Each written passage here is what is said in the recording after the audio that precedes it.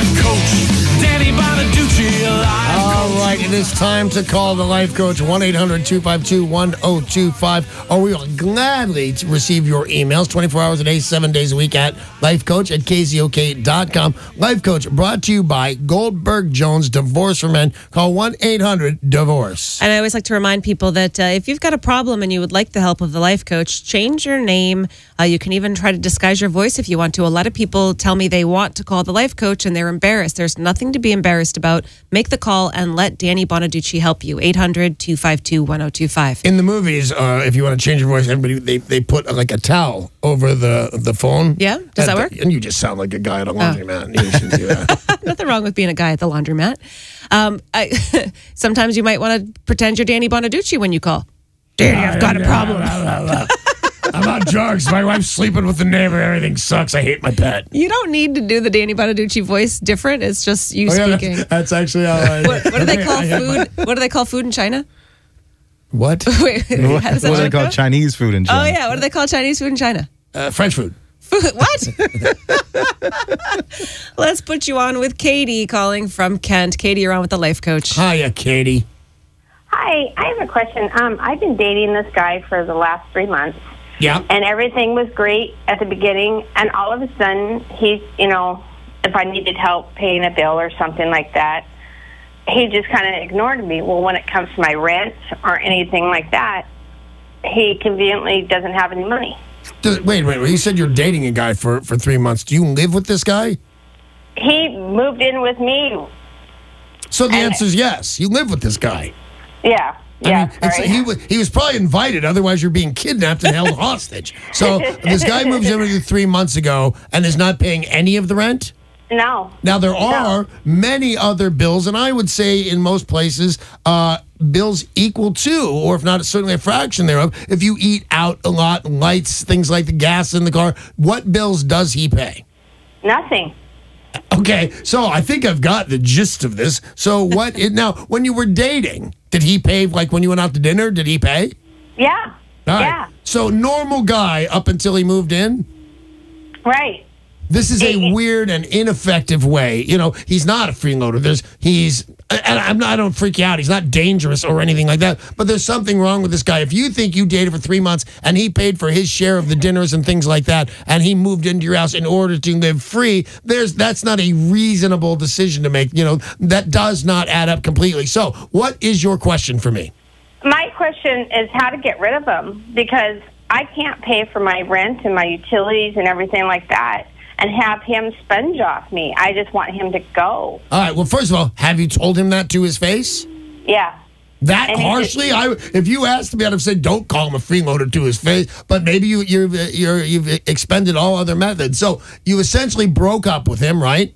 Right. Said, get out. I can't afford you.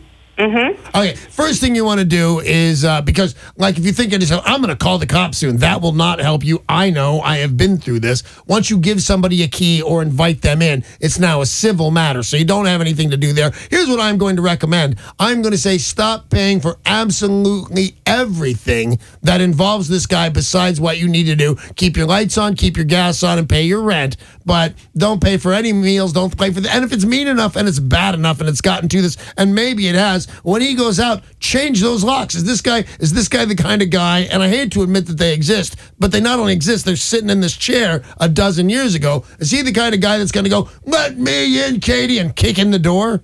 No. Well, there's your answer. Change the locks while he's out and mean absolute business. Change the locks, and you can never let him out in after you've changed the locks. If he's a psychopath, like I've had a couple problems with women over the years. You can never invite him in again. It's like a vampire. You can never invite a vampire into your home. So after this, you're going to have to box up his stuff and put it on the front porch. You can go out. He's not allowed to rush in your door or anything like that. But I'd play it really safely with this guy. I don't like him. I don't like his motives. So there's my answer. Start paying nothing that has to do with him. If that doesn't work, change the locks while he's out, box up his stuff, and put it on the front porch. And by the way, that's a tried and true way. Any girl, you ask 3 of your girlfriends, they're going to say, oh, yeah, I put all the Bobby stuff outside one time. That happens, and you have to live with it. Change the locks, put his stuff outside. Thank you very much for the call, Katie. Good luck to you, Katie. Has that ended, putting the man's stuff outside? Has it ended? Like, people don't do that. I was watching I don't know, MTV. Well, no, it wasn't MTV.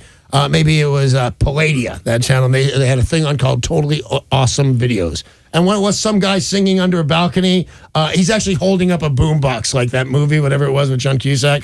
And instead of saying, come on in, she throws all this stuff out over the balcony. So at least in videos, that stuff's still happening. Putting stuff out. Boys are prepared for that. Well, and like you said, make sure you change the locks and don't ever invite him in. Never invite him in again. What a terrible person. Yeah, I left one thing in there. No. I'll get it for you. And when you're ready to date again, call back and Danny Bonaduce will give you dating tips. That's exactly what I'll do.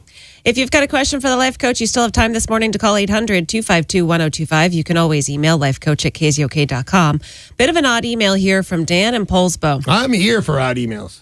I have been happily divorced for 5 years now after my wife chose to leave me. When we met, she had a 2-year-old daughter who I love and eventually went through all the legal paperwork and adopted. This girl is now 20. She's my legally adopted daughter. I'm actively dating, and I share things with my daughter, but it all ends up trickling down to my ex-wife. Yeah, it does. Of course it does. Then my ex stalks the situation on social media. She's actually shown up on one of my dates.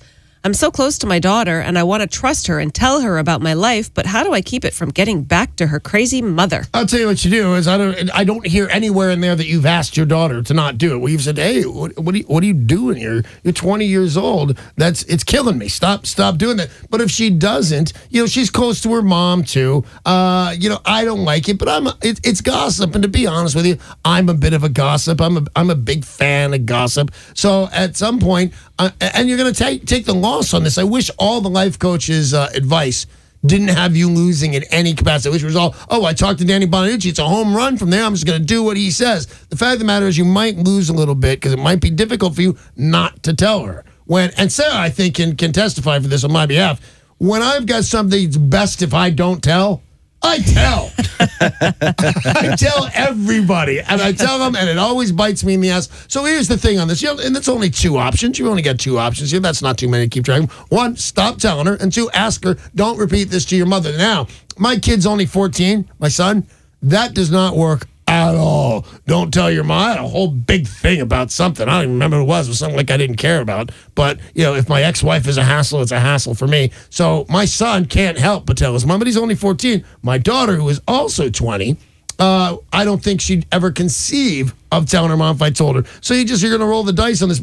So here's exactly what you do. 1, honey, could you do me a favor? When I tell you, you do it right before you tell her something and see how it works out. You say, honey, this thing I'm about to say, I had a great time on a date the other night, but it's a big hassle when you tell your mom, and nobody benefits from this if you tell her. Please don't tell her. If she does, the next step is you don't tell her things anymore, and that's a drag because I'll bet you just cherish this relationship with your daughter. Just, you know what? Hey, don't tell your mom. Doesn't work. Hey, I can't talk to you like that anymore. And maybe tell the ex to stop being crazy pants. Well, the ex is a lunatic for a reason. That's what exes do. 800-252-1025. If you've got a problem with work or relationships or addiction, anything you're going through, Danny Bonaduce has been through it, and he's also been held up multiple times with a gun. We're running down the list of times. We're at 5 already. 800-252-1025, and email is lifecoach@KZOK.com. Sam is writing from Philadelphia. My boyfriend and I are dating long distance. He's friends with girls, but for some reason, this annoys me. I trust him, but it hurts me that he's spending more time with other girls than me. We're in love, and I know he wouldn't cheat on me, but how can I get over feeling jealous when I see him with other women? Wait, are you his girlfriend? Does that Samantha. Does that state that she's his girlfriend? Boyfriend, girlfriend. Yeah, hate it. I hate every. A lot of people are going to say that's completely innocent. It's not. It's not. Your boyfriend's not supposed to be hanging out with a bunch of other women. He's not supposed to be out having a great time and posting selfies on Facebook or whatever you young people do when you're dating. I don't like it, and you need to tell him that you don't like it either. I'm against it. And here's your whole thing that you get. You don't. When he says it's innocent, you don't get to blah blah blah blah blah. You just pull out the ace in the hole, and that is, it hurts my feelings. Isn't that enough? And then he goes, oh man, I'm kind of stuck here because I had that with my ex-wife. And the thing with her was I was cheating every time. So it's not innocent. It's not always innocent just because your boyfriend says. I'm going to assume your boyfriend is a better guy than I was back then. But either way, it hurts your feelings. You're number 1 in his life. That's the deal in a relationship. Everything else falls after you. That's how it has with me and my wife. And I'm assuming, and the evidence is that I'm the way with my wife and she's that way with me. I think you need to tell this guy that you don't like it. It hurts your feelings. And you know what? You got to have to give him a little leeway. Find something that's reasonable with you. Lunch on Tuesday or something like that. But it's a drag. And to be honest with you, I don't like it. Those moments should be with you. And he should have some buddies. And the moments that he's having with those ladies should be with his buddies. Everything that he's got, the smiling selfie pictures that I've imagined and I really don't like, those should be with guys. And the other time, they should be with you. So tell him, it hurts my feelings, and really, that's all you need to know. It hurts your girl. And he should say, wow, you're right. I didn't think of it that way. Hey, good luck on that. There's still time to make the call to 800-252-1025. And if you've got a problem but don't have the time to call, email lifecoach@kzok.com. Kathy in Puyallup sent an email. I love my coworkers. I work in an office. We all get along really well. We laugh, we joke, and we genuinely enjoy each other's company. Our boss, on the other hand, is a total tightwad. He inherited the company from his father this past January, even though he has little experience, and he's killing the vibe in the office and bringing down morale. I understand that he's in a high-pressure situation, but how can my coworkers and I bring him over to our way of thinking that if we aren't having a good time, then our customers won't be having a good time? How can we break him out of his shell so we can continue to enjoy the workplace? That is not only a great argument if we're not having a good time, the customers aren't, but you should go and Google that quote because it'll be about 50 quotes long. When I first got into radio, I was not very good at it. Imagine the difference. But anyway, I used to crack myself up. I'd say stuff and I would just cackle like a maniac. And my boss called me up and he'd say, hey, man, you're terrible at radio, but you just sound like you're having the best time. And remember this, if you're having fun, they're having fun. That quote's all over throughout business. So you need to look that up. And the other thing is, here's what I didn't hear. A lot of this is happening at happy hours. I know it is. That's when you and your girlfriends, I mean, how much fun can you be at? You got to do some work. Otherwise, your boss is right. And you guys need to work hard. I think you'll have a lovely time at work, but you go to some happy hours and things like that. You got to invite this guy. And as a boss, he's kind of got to go. Our boss, both of our bosses, but I'm thinking of the big boss, Kevin, here, an executive guy, wears a tie, some weird pastel suits, and then he had actually invited us out to dinner. We had a great time. Super fun. It was really fun. His wife's super, and by the way, get to know his wife or significant other. That's the thing. But I think this starts with you. He's not mean. He's scared. He inherited a company, man. He doesn't know what to do exactly. You know who does know what to do? You guys. And you should let him know that. Don't throw it in his face, but, here's the way we do it. Hey, why don't you meet us for happy hour at Gillies on Thursday? We're going to have a great time. Throw a couple of drinks in this guy. Show him how the business is actually run, and he's going to be completely indebted to you because he knows what it is you're telling me. He's aware of that he's a stick in the mud and not having any fun, and you guys are having fun, and you know how the company actually works. He's aware of that. Share it with him. He's dying to know it. Hey, that is all the time we have for Danny Bonaduce, Life Coach. I appreciate your phone calls. I appreciate your emails. Life Coach brought to you by Goldberg Jones Divorce for Men. Call 1-800-DIVORCE.